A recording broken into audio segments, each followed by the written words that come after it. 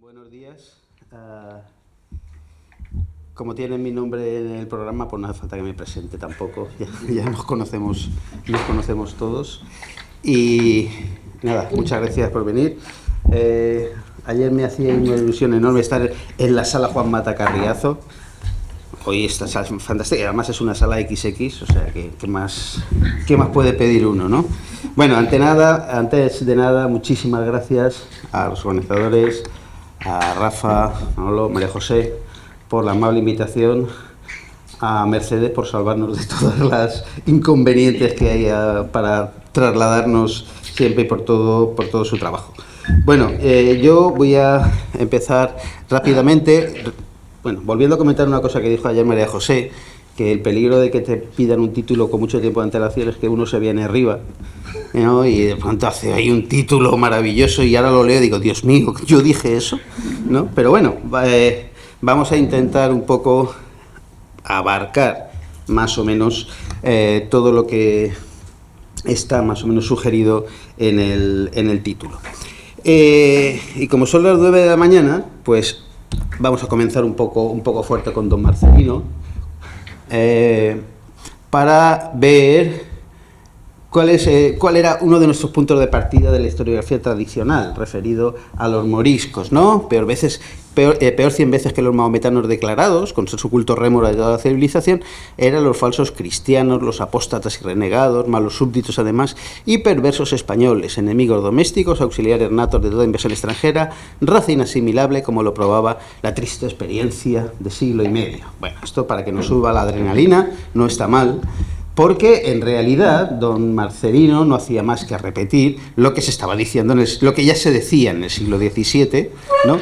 Y condenaba a los moriscos dentro de una amalgama de traidores, ¿no? del imperio y de la monarquía española. Pero hay un matiz interesante, hay un matiz muy interesante en esta cita que solía pasar desapercibido, y es que es la cosa de, con ser malos los musulmanes, por toda esta cosa y tal, aún peor son los moriscos, ¿eh?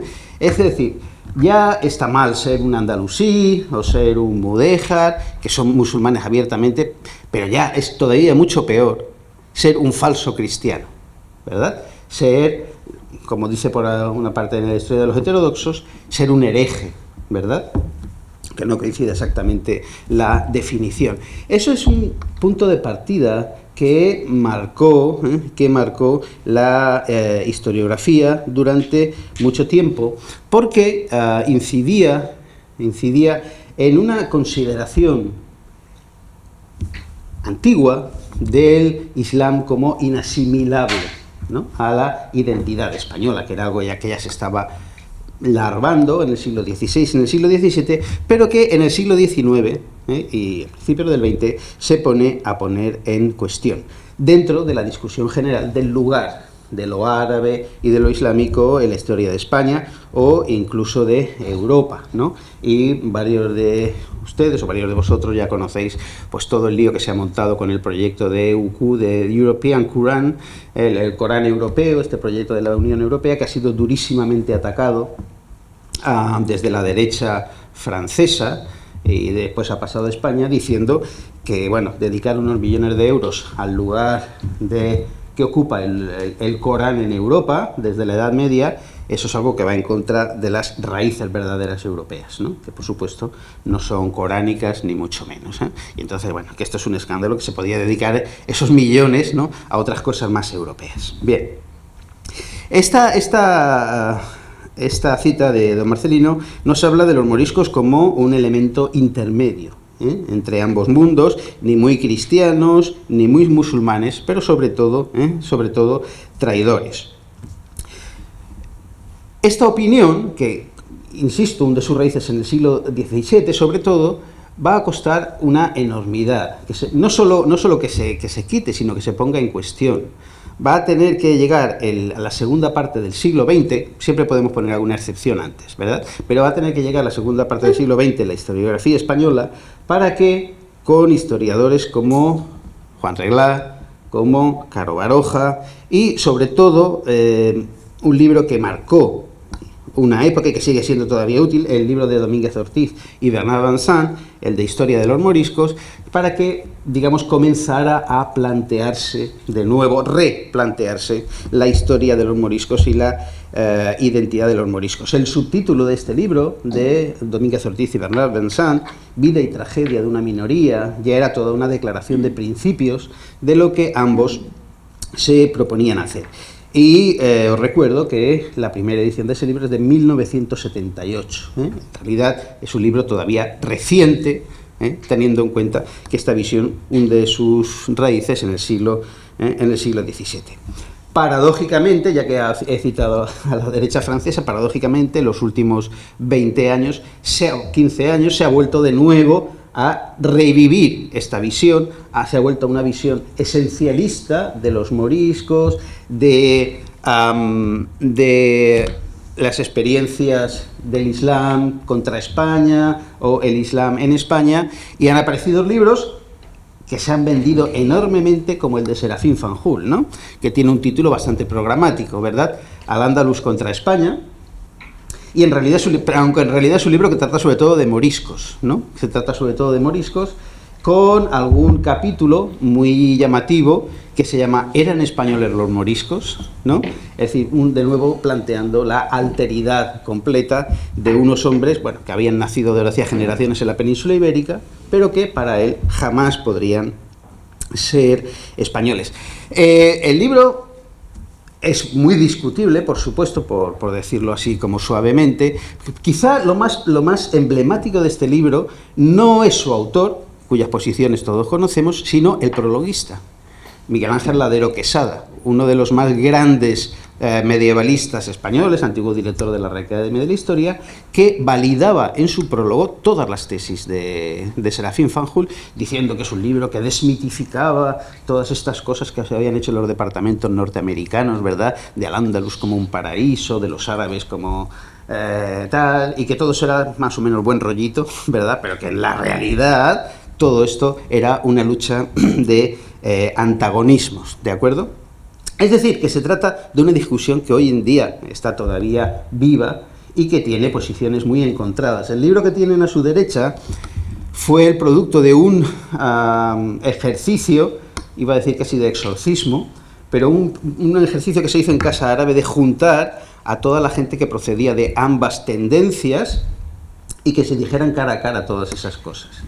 Vale, nadie se levantó de la mesa como Elvira, pero puedo asegurar, porque yo estaba presente en esa reunión, puedo asegurar que la tensión se cortaba con un cuchillo, unos acusando a otros, uno de ser buen rollistas, ¿no?, y los otros de, pues eso, de tener muy mala leche, ¿verdad? Pues por usar términos que han salido aquí, y ya digo que la tensión fue enormemente. Bueno, en toda esta discusión, ahora me vuelvo ya a los moriscos, no ya en general a Europa, hubo una cosa realmente interesante. Esta discusión ha producido una de las escasísimas ocasiones en que la academia ha influido al mainstream, ha influido a los medios de comunicación. Porque el estudio de los moriscos hizo surgir un concepto árabe, islámico, que se llamaba taquilla, ¿no?, disimulo, precaución religiosa. Y por una vez, todos los periódicos, especialmente de la derecha y especialmente en Francia, les encantó el concepto, les encantó digamos, el nombre árabe, por aquello del exotismo, y lo aplicaron a toda la emigración árabe en Europa. Por supuesto, el mensaje era obvio: no te puedes fiar de ellos, no se pueden integrar porque todos practican una doble vida. Todos son musulmanes en secreto y lo que están esperando simplemente es el momento adecuado para hacer una subversión, derrotar a los ejércitos, a los gobiernos cristianos europeos, etcétera, etcétera. ¿De acuerdo? Es decir, un término que se genera en una discusión erudita, de repente se instala en el mainstream, sobre todo, algunas veces en España, pero sobre todo, ya digo, en Francia. Y segundo elemento de esta discusión de los moriscos, que quizá los interesa más, y tomo uno de los hilos que Ricardo habló ayer. La novela histórica, de repente, la novela histórica en España, de repente, también a partir de los años 90, descubrió a los moriscos. Y descubrió un campo abonado maravilloso, para hablar de cosas que, os recuerdo, en los años 90 estaban muy de moda. Conflicto de civilizaciones, tolerancia, intolerancia, acoger a las minorías, al diferente, etcétera, etcétera. Bueno, desde el año 1992 hasta el año 2022, que es la última referencia que tengo, han aparecido en España 46 novelas sobre moriscos. 46 novelas históricas de tema morisco, solo en castellano. Hay algunas más en valenciano, ¿vale? Lo cual significa ganar por goleada a las novelas históricas, por ejemplo, sobre Al-Ándalus, las novelas históricas sobre el reino nazarí, por goleada. Triplica prácticamente el número sobre esto. Esto supongo que quiere decir algo, tendré que pensar qué quiere decir exactamente, ¿no? Pero indudablemente es un índice del enorme interés que despertó en los últimos años el tema morisco. Y hay dos temas fundamentales en todas esas novelas. Hay algunos temas más, pero hay dos temas fundamentales, ambos granadinos. La rebelión de las Alpujarras, por supuesto, la rebelión del oprimido contra el opresor, los héroes moriscos con su destino fatal, etcétera, etcétera, ¿eh? Fernando de Valor, ¿verdad?, de Córdoba y Valor, Aben Humeya, etcétera, etcétera, y quizá más sorprendentemente, porque es un asunto complicado, los libros plumbeos de Sacromonte, ¿de acuerdo?, que tiene toda una tiene todo un subtema del que se ocupan hasta 12 novelas, ¿no?, de ese asunto de los libros plumbeos del Sacromonte. Sin duda, parte de esta explosión, como he dicho antes, viene de, bueno, el origen de los años 90, de ese canto a la intolerancia, de la colaboración entre civilizaciones, etcétera, etcétera, que hubo en aquel tiempo, ¿no? Hay que acabar con la intolerancia, y se veía en los moriscos una oportunidad fallida, ¿no?, de unir mundos, de unir religiones y de unir personas. A veces con cantos un poco angelicales.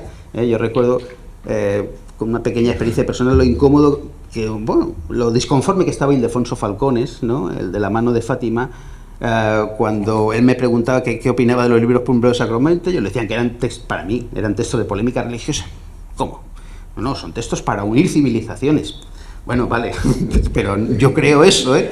Pero claro, yo soy simplemente un humilde profesor en una provincia y él es un gran novelista. Entonces, bueno, él puso lo que quiso. Bien, una última cosa para acabar con esta pequeña nota historiográfica.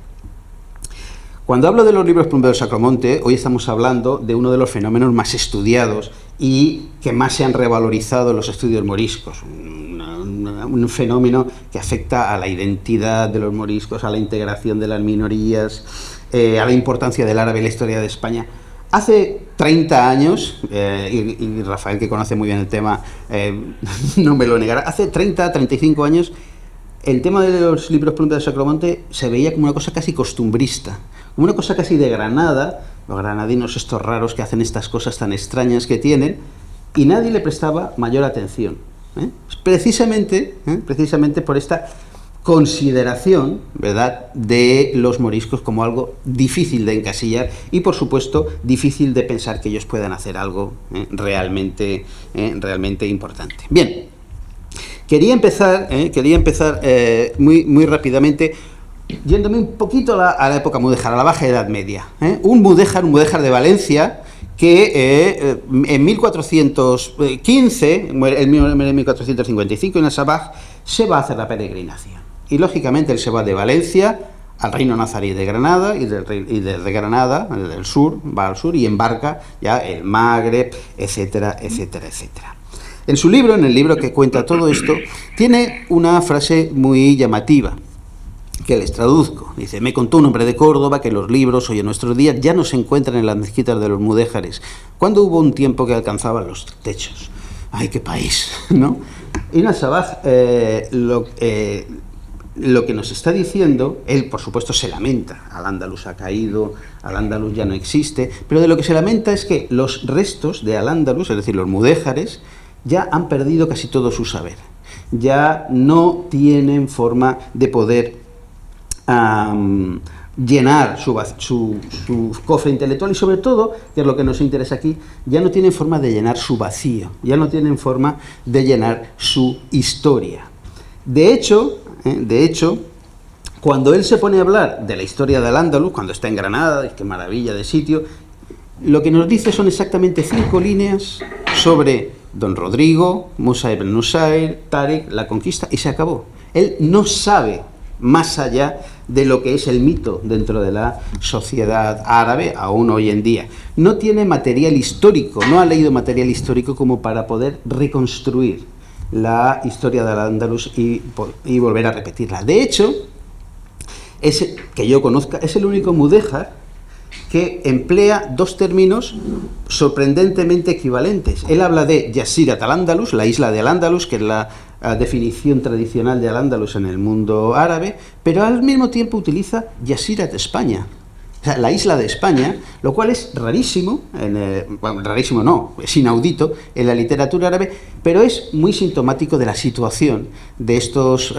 mudéjares que ya se han quedado desconectados del antiguo Al-Ándalus. Bueno, claro, la pregunta surge enseguida. ¿Es que los mudéjares y los moriscos no conservaron material histórico acerca de su propia historia, acerca de la historia de Al-Ándalus? Pues parece que no, parece que no. Si uno repasa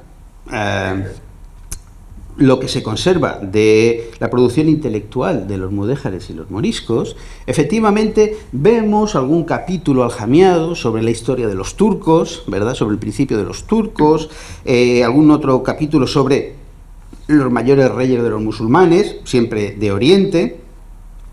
Martí Joan de Figuerola, que ha aprendido con un alfaquí de Teruel, habla de nuevo de los reyes de Oriente, para nada de los omeyas o de los reyes de Taifa en España. Juan Andrés de Xàtiva, el supuesto alfaquí que tiene este protagonismo en Granada, tampoco nos habla de eso.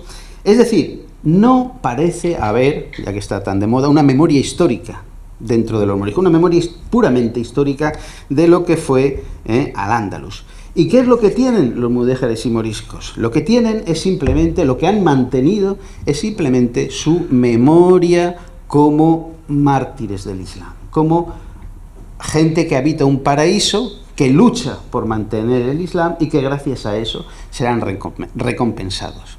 Hay un texto, lo tengo por aquí, de unos moriscos en Valladolid 1596, que es requisado por la Inquisición y que Ignacio de las Casas traduce, ¿no? Y entonces, bueno, pues es un hadith del profeta. El profeta Muhammad dice: quiero deciros de una isla perdonada. ¿Y qué isla? Dice: es una isla del poniente que llaman Andalucía, que serán ermitaños, que lucharán y que se ganarán el paraíso. No lo estoy leyendo, pero lo estoy resumiendo. Claro, esto encaja muy bien, ¿no?, para los moriscos, como gente resistente en el Islam. Lo interesante de esto es que este mismo hadith se encuentra ya en árabe en el siglo IX. Es decir, que los moriscos están reciclando únicamente lo que les interesa de su pasado literario. Y les interesa sobre todo su papel de resistentes en el Islam, no su papel de descendientes de los andalusíes. Eso aparecerá un poco más tarde y lo vamos a ver un poco más adelante. De hecho, hay un autor morisco al que he dedicado bastante tiempo, el Mancebo de Arévalo, que dice que tiene un capítulo que se llama La caída de Al-Ándalus, caída de la Andalucía. Y uno puede pensar que va a rememorar a los viejos reyes andaluces. No, lo único que dice es que Al-Ándalus era muy bonito, que cayó por los pecados de los reyes y que es en realidad una nueva Israel. Cosa absolutamente asombrosa que pueda decir es un musulmán de Al-Ándalus. Y esto es porque, ya avanzo una de las conclusiones de mi intervención, los moriscos tienen que acudir para rellenar ciertos huecos a las únicas tradiciones historiográficas que conocen, que son las españolas, ¿no?, que son las cristianas. Ellos, muchos de ellos ya no hablan árabe y nada más no tienen acceso a los viejos libros históricos árabes y, por tanto, deben construir o reconstruir o deconstruir, como ustedes quieran, su pasado político, su pasado histórico, a partir de las fuentes escritas, a partir de los textos escritos por sus supuestos enemigos. Lo cual produce elementos muy, muy interesantes. Por supuesto, todos estos elementos de los que les voy a hablar a partir de ahora se producen en un sitio muy determinado con unas condiciones muy particulares, como es la Granada, la Granada de principios del siglo XVI, bueno, la Granada del siglo XVI para entendernos. Granada es un sitio especial, sobre todo porque allí se juntan una serie de gente que forman parte de la élite intelectual, por un lado, del país, de España, y por otro lado, es todo un laboratorio de integración de las élites. El resto de la península es un laboratorio de integración de la masa morisca, de ciertas familias burguesas, pero las élites están repartidas entre Granada, Sevilla, alguna en Murcia, pero en ese núcleo. Pero es en Granada donde vemos a gente de la altura de Hernando de Talavera, de Martín García Pullazuelo, de Núñez Muley, de Alonso del Castillo, de Miguel de Luna, etcétera, etcétera, etcétera. Y es en Granada donde surgen precisamente las únicas visiones históricas por parte de los moriscos, las únicas visiones que desafían un poco ese olvido. Y en este sentido son muy importantes las fechas. Si se fijan, los libros de plomo, los libros plumbeos del Monte Valparaíso, luego llamado Sacromonte, aparecen en un lapso de 4 años, entre 1595 y 1599. La verdadera historia del rey Rodrigo, de Miguel de Luna, el morisco médico y traductor real, aparece su primera parte en 1592 y la segunda en 1600. Y un tratado de los reyes de Granada, atribuido nada más ni nada menos que a Hernando de Pulgar, aparece parece que los primeros materiales en 1595 y 1600, que es el primer volumen que se conserva. El Tratado de los Reyes de Granada tiene ahora mismo 2 ediciones, una de Frederica Chalabi y la otra de Patricia García Sánchez Migallón. Frederica Chalabi niega absolutamente que sea Fernando del Pulgar, obra de Fernando del Pulgar, o de Pulgar, como dice él, porque, bueno, hace una serie de consideraciones temáticas y estilísticas que a mí me parecen que son bastante correctas, mientras que Patricia García sí que se lo atribuye a Fernando del Pulgar. Bien, lo interesante, voy a ir un poco de abajo a arriba, lo interesante del Tratado de los Reyes de Granada, que es quizá la obra más desconocida, es que se trata de la historia. El Tratado de los Reyes de Granada habla de la historia de una familia, la familia de los Granada Venegas, y trata de la historia de los Granada Venegas a partir de el defensor de Baza, de Sidi Yahya al-Nayar, del que se dice que es un descendiente de un gran rey árabe, de un gran rey andalusí, Ibn Hud, muy conocido en el siglo XIV, y es el hombre que rindió baza a los reyes católicos. Para entendernos, rinde baza a los reyes católicos, se convierte al cristianismo y recibe el nombre de Don Pedro de Granada. Don Pedro de Granada, y su hijo, que también está en Baza, recibe el nombre de Alonso de Granada. ¿De acuerdo? Simplemente esa obra habla de los hechos que todos conocemos, pero con una sustitución curiosa, y es que el principal papel protagonista de la guerra de Granada, de la monarquía nazarí, no pasa a ser no la dinastía de los nazaríes, los al-Ahmar, Muhammad al-Ahmar, sino la dinastía de los an-Nayar. Es decir, estos Pedro Granada Venegas, Alonso Granada Venegas recién conquistados, su biografía se lanza hacia detrás para hablar de la gloria de un linaje. ¿De acuerdo? De la familia Granada Venegas, se ha dicho muchas veces, lo dijo el propio Luis de Mármol, que es una familia que ganó 2 veces la guerra. ¿Por qué? Porque al convertirse al cristianismo, al rendir baza, tuvo una enorme cantidad de privilegios por parte de los reyes católicos, fue una de las familias más preeminentes, y segundo, la segunda vez que ganó la guerra fue en la rebelión de las Alpujarras, cuando colaboraron enormemente con las tropas cristianas contra los rebeldes moriscos. Bien, ¿A qué se dedica el linaje de los Granada, el Tratado de los Reyes de Granada a propósito de los Granada Venegas? Se trata de glorificar totalmente este linaje a base de ensalzar a sus antepasados y, naturalmente, de rebote, a los Granada Venegas del siglo XVI. ¿Cómo se produce esta operación historiográfica? Porque no deja de ser una operación historiográfica. Hablando de dos de sus antepasados. La obra se escribe, hemos dicho, en 1595.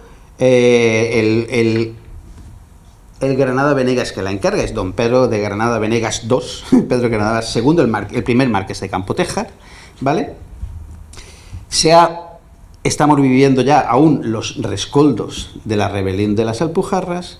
La opresión sobre los moriscos, incluido la élite, se ha acrecentado y los Granada Venegas quieren poner su sitio, delimitar su sitio en la élite de la ciudad. Don Pedro de Granada Venegas quiere, en 1600, entrar en la Orden de Alcántara. Y esto no se consigue fácilmente, especialmente cuando uno tiene sangre no cristiana vieja, ¿de acuerdo? Y entonces hay que acumular pruebas para que se hable bien de su entrada. ¿Y cómo se acumulan pruebas? Pues diciendo varias cosas. Diciendo, en primer lugar, que todos tus antepasados eran caballeros, eran de sangre real, eran de la élite, ¿de acuerdo? En segundo lugar, que tus antepasados no solo eran de la élite, sino que eran filocristianos. Es decir, Ibn Hud, por ejemplo, protegió a todos los mozárabes y a todos los caballeros cristianos que tenía en su corte, y que por eso fue asesinado por unos malvados musulmanes, ¿vale? Por filocristiano. Igualmente, Pedro de Granada, el primer Pedro de Granada, el convertido en la toma de Baza, tenía en su séquito caballeros cristianos a los que trataba bien y con justicia.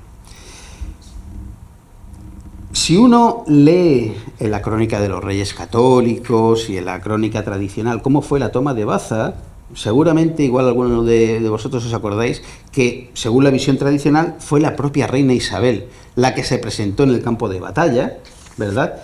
Y que al verla los musulmanes de Baza dijeron, algo gordo se prepara, y rindieron la ciudad. Bien, en el tratado esto es un poco distinto. La reina Isabel no interviene y la rendición se presenta de otra manera. Cuando van a atacar los ejércitos cristianos, ¿quién se le aparece a Sidi Yahya Pedro de Granada? Se le aparece ni más ni menos que San Pedro. Y San Pedro le viene a decir, el discurso muy largo, lo tengo aquí, no merece mucho la pena, aquí está. Y San Pedro le dice, hombre, con lo bien que tratas a los cristianos, ¿por qué no te dejas de luchar y rindes la ciudad, te conviertes tú mismo en un cristiano y nos quedamos todos tranquilamente? Es decir, que los Granada Venegas se han distinguido siempre por el buen rollito que tienen con los cristianos, lo cual quiere decir que, bueno, se pueden integrar perfectamente. Es decir, primer elemento, el linaje, la élite, siempre estamos hablando de cosas de la élite. Aquí la masa morisca tiene poco que ver. La élite caballeresca, la que defiende Diego Hurtado de Mendoza, que por cierto fue un gran amigo de los Granada Venegas, la élite morisca, la de los caballeros, son gente que tiene virtud, ¿verdad? Lo propio del vir, lo propio del caballero, y por tanto hay un trato de igual a igual. Y en segundo lugar, el filocristianismo. Bueno, lo que me interesa es de dónde se saca el autor, el anónimo autor del Tratado de los Reyes de Granada. Al-Shalabi sospecha que es Bermúdez de Pedraza. Bueno, este es otro texto de Ibn Hud mostrando su filocristianismo. ¿De dónde se saca el autor del tratado todos estos elementos? Bueno, el cañamazo es muy claro. Lo saca de Esteban de Garibay, lo saca de... vaya, se me ha ido de la cabeza. Lo saca del verdadero Hernando del Pulgar, ¿verdad? Y lo saca de Rodríguez de Rada, que se me estaba pasando. En versiones posteriores, incluso, el padre Mariana va a entrar en añadir elementos. Claro, el autor lo que hace es coger todos esos elementos y modificarlos. a su gusto, mejor dicho, al gusto de los Granada Venegas, ¿de acuerdo? De esta forma, los Granada Venegas quieren marcar distancias con la otra gran familia de convertidos, los Córdoba y Valor. ¿Por qué? Porque si recuerdan, frente a los Granada Venegas, que siempre se mantuvieron al lado de los reyes, al lado de Felipe II en la rebelión de las Alpujarras, Fernando de Córdoba y Valor sí que aceptó el mando de los moriscos sublevados y tomó el nombre de Abenumella, ¿de acuerdo? Por eso Diego Hurtado de Mendoza siempre estuvo hablando de el valor de los Granada Venegas y no tanto del de Fernando de Córdoba y Valor, que actuó como un traidor. Los Granada Venegas quiere decir, mira, este señor hizo una cosa, pero nosotros somos otra cosa muy distinta. Cuando Pedro de Granada, el marqués de Campotejar, quiere entrar en la Orden de San Pedro de Alcántara, tiene que, evidentemente, reforzar su identidad. Él no puede negar que es descendiente de musulmanes, pero lo que hace es inventarse unos musulmanes ad hoc, unos musulmanes perfectos y, sobre todo, unos musulmanes no incompatibles con los cristianos. Y, por supuesto, lo que hoy llamaríamos colaboracionistas, con el poder cristiano. Y para ello lo que hace es dibujar no un rey musulmán del siglo XIII, del siglo XIV, del siglo XII, sino un morisco ideal del siglo XVI y XVII. De hecho, se conserva el expediente de las intervenciones para el nombramiento de Pedro de Granada como miembro de la Orden de San Pedro de Alcántara, y de las 10 deposiciones, 10 testigos que declararon, tres toman elementos del Tratado de los Reyes de Granada para defender la candidatura de don Pedro de Granada Venegas. Una última cosa sobre esta obra y sobre los, digamos, el entorno de los Pedro de Granada Venegas. Como seguramente sabéis, en la casa de los Pedro de Granada, de los Granada Venegas, en tiempo de don Pedro de Granada, la casa de los Tiros, que todos habréis visto en Granada. Aquí os presento ahora a la familia, por si no la conocíais.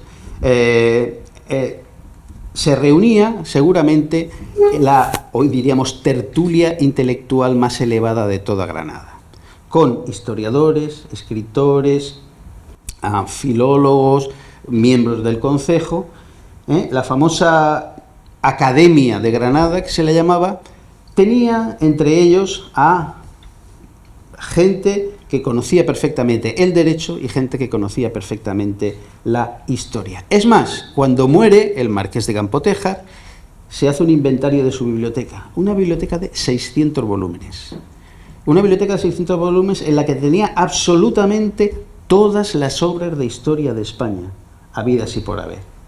Garibay, Mariana, Jiménez de Rada, la Crónica de los Reyes Católicos, Pulgar, etcétera, etcétera. Es decir, que en esa misma tertulia, en esa misma biblioteca, estaban todos los elementos necesarios para poder construir una historia mítica, una historia fantástica, como el Tratado de los Reyes de Granada, que, esto se me olvidó decirlo antes, no solo hacen a Pedro de Granada descendiente de un rey filocristiano, sino que además se dice que en realidad el origen de los Ibn Hud, o sorpresa, es visigodo, ¿no? Son visigodos que en un momento dado, por cosas de la vida, se tienen que convertir al Islam, pero que nunca perdieron ese fondo filocristiano, ¿de acuerdo?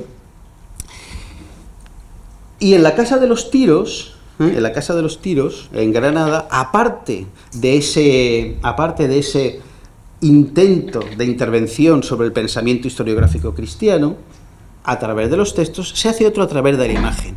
Estos son todo cuadros de los Granada Venegas y sus ascendientes que existen en la Casa de los Tiros, ¿de acuerdo? Aquí tenéis al propio Ibn Hud, no parece un rey muy musulmán, pero así por lo menos está más agradable a la vista, ¿verdad? Y si os fijáis, el escudo que está arriba a la izquierda es el escudo de los Granada Venegas, evidentemente sospechosísimamente parecido al de los nazaríes de Granada, ¿verdad? El famoso Wala Ghalib Bilallah, pues hacen un pequeño remedo, porque, esto no lo he dicho antes, una de las piedras de toque del tratado es que en realidad el primer rey del reino nazarí de Granada fue Ibn Yahya al-Nayar, Pasa que luego, con una triquiñuela, vino el malvado nazarí y lo sacó y puso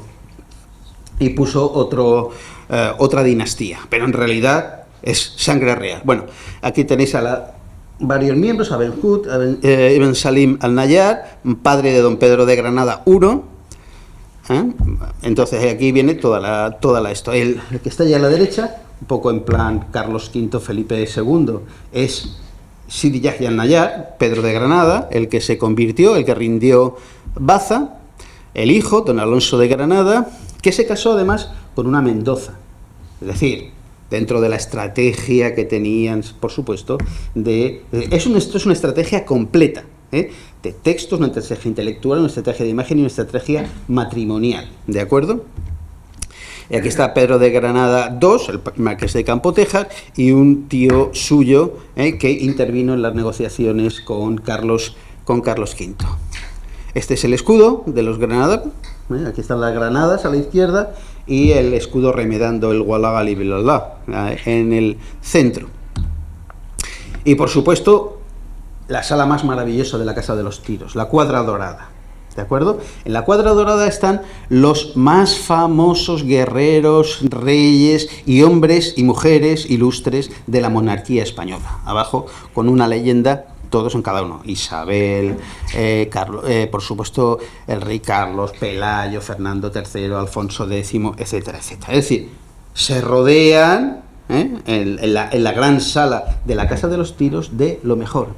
Pero hay un truco.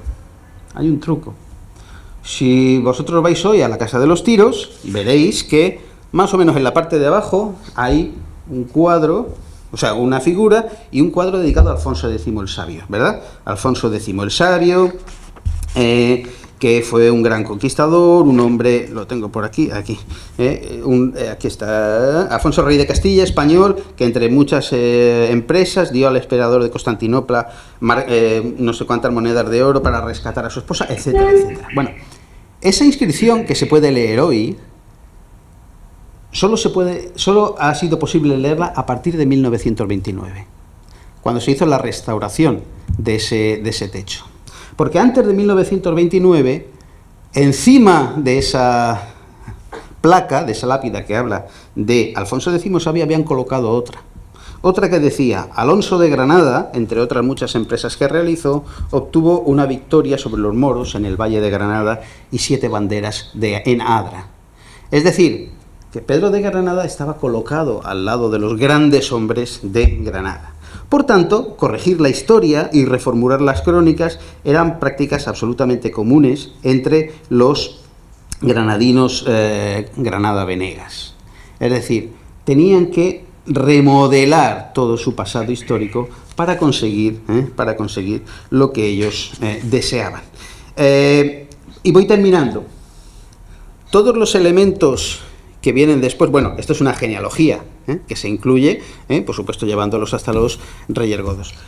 De este mismo círculo va a surgir la verdadera historia del rey Rodrigo, de Miguel de Luna. Miguel de Luna está relacionado también con los Granada-Venegas y muy rápidamente, porque es una obra más conocida, simplemente propone una nueva visión de la conquista de España. Dice que ha encontrado un manuscrito, como hacen los malos doctorandos, ha encontrado un manuscrito y luego me lo invento todo. Y se inventa una nueva versión de la conquista de España. Por supuesto, no os sorprende que es una versión completamente distinta de lo usual, en la cual los musulmanes son gente de verdad de mucho precio y mucho valor, pero los musulmanes están uniéndose matrimonialmente con las cristianas y las musulmanas con los cristianos desde el mismo momento de la conquista. Naturalmente es un cañonazo al mito neogótico que está en boga en el siglo XVII y una negación completa de los estatutos de limpieza de sangre. Lo interesante, lo que a mí me fascina de esta obra es que fue un increíble éxito editorial. 7 reimpresiones solo durante el siglo XVII, 3 traducciones inglesas. Todo esto son datos solo del siglo XVII. 3 traducciones inglesas, 5 traducciones francesas y 6 reimpresiones. 3 traducciones y 8 reimpresiones italianas. ¿Por qué un libro como este, que plantea una visión nueva de la conquista de España, que habla de un retrato maravilloso de un califa musulmán, además hecho sobre el retrato de Carlos V, ¿Por qué tiene tanto éxito en Europa? Sabemos, Fernando Rodríguez Mediano lo ha estudiado, que algunas de las traducciones, sobre todo al inglés, estaban colocadas en un momento, en un sitio determinado, ¿no? Por ejemplo, la primera traducción al inglés está hecha en círculos protestantes para enseñarle al rey cómo debe comportarse un verdadero rey, especialmente con los católicos. Tolerarles un poquito, pero tampoco demasiado. Pero todavía no se ha hecho ningún estudio sobre el resto de las traducciones. Bueno, esto es lo que dice, y esto es un poco lo que tiene, ¿no? La verdadera historia lo que propone es un modelo social y de conversión. La gente debe convertirse voluntariamente, y una vez que la gente se convierte voluntariamente, siempre entre los linajes reales, todo funciona bien. Todo se puede conseguir, sin traumas, y por supuesto, no se puede concebir a la nación española como limpia de sangre, como de un solo linaje, sino que desde el principio la llamada nación española, que se está bullendo intelectualmente en el 16 y el 17, debe concebirse con linajes y sangres mezcladas. Y bueno, por supuesto, y el rey Jacob Almansor, y eso ya lo publiqué hace un tiempo, ya no deja de ser curioso que cuando Miguel de Luna quiere hablar de un rey ejemplar, de un espejo de príncipes, se ponga a disfrazar a Carlos V de musulmán, porque el rey Jacob Almansor es un total calco de Carlos V, que lo único que le interesa son los servicios al rey, que estas cosas de la limpieza de sangre no le interesan nada, que lo que hay que hacer es servirle a él, etcétera, etcétera, etcétera. En España, desde el principio, hubo gente que vio por dónde iba Miguel de Luna, entre ellos el gran Ignacio de las Casas, que decía, cuidadito con este libro, porque no dice nada de religión islámica, pero simplemente por no decirlo, los moros los presenta muy positivamente. Y esto es un poco sospechoso, ¿no? Dice eso, atribuye a los moros victorias con otros favores y misericordias como dones de Dios a amigos suyos. Véase con esta consideración toda la vida del rey Almanzor. Es decir, no puede ser condenado el libro porque no hace ninguna apología del Islam, pero precisamente por no hacerla, lo que hace es dejar pasar un mensaje neutro, como diciendo que el Islam es asumible políticamente en cualquier condición. Por supuesto, este es el famoso cuadro de Zurbarán del rey Almanzor, que es muy divertido porque uno, si va a todos los catálogos, ve, yo estoy convencido que Zurbarán se inspiró en la crónica del rey Don Rodrigo para dibujar a Almanzor, pero si uno ve a todos los cuadros, ve retrato del rey Almanzor, Francisco de Zurbarán, y se ponen a contar la historia del Almanzor histórico, cuando, bueno, no tiene mucho, no parece que tenga mucho de Almanzor histórico. Bueno, termino. Todo esto sirve para salvar el honor de los Granada Venegas, de la élite granadina, pero los moriscos son expulsados, como sabéis, en 1609, ¿no? Y uno podría pensar que en el exilio tunecino, en el exilio argelino, los moriscos iban a ser libres para poder reconstruir su pasado, para poder hablar de la gloria del Al-Ándalus, pero no. Curiosamente, toda la obra de los moriscos en el exilio se dedica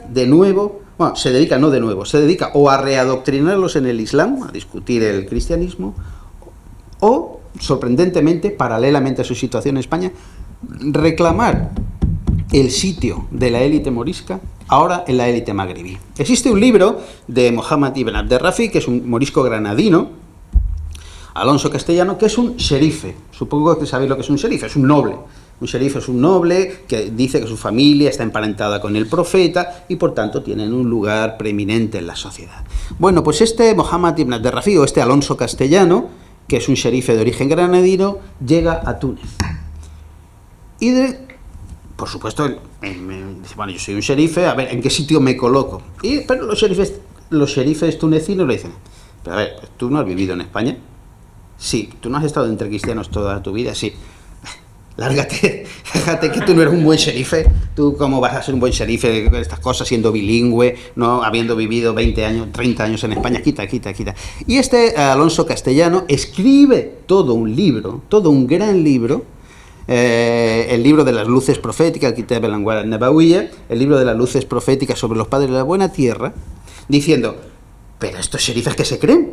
después de todo lo que yo he luchado por mantener el Islam en España, vienen y no me reconocen como sherife, pero esto no puede ser. Y hace toda la historia del Islam, incluida toda la historia de Al-Ándalus, no desde el punto de vista cronológico, sino de las familias sherifes que entraron en Al-Ándalus. Es decir, paradójicamente, en el lapso apenas de unos años, aparecen dos obras, una en castellano y otra en árabe, que lo que hacen es reclamar el sitio correcto de los moriscos, de la élite de los moriscos, en dos sociedades completamente distintas. Es decir, que los moriscos un poco se habían quedado sin historia, pero al menos no se querían quedar sin sociedad. Muchísimas gracias por vuestra atención.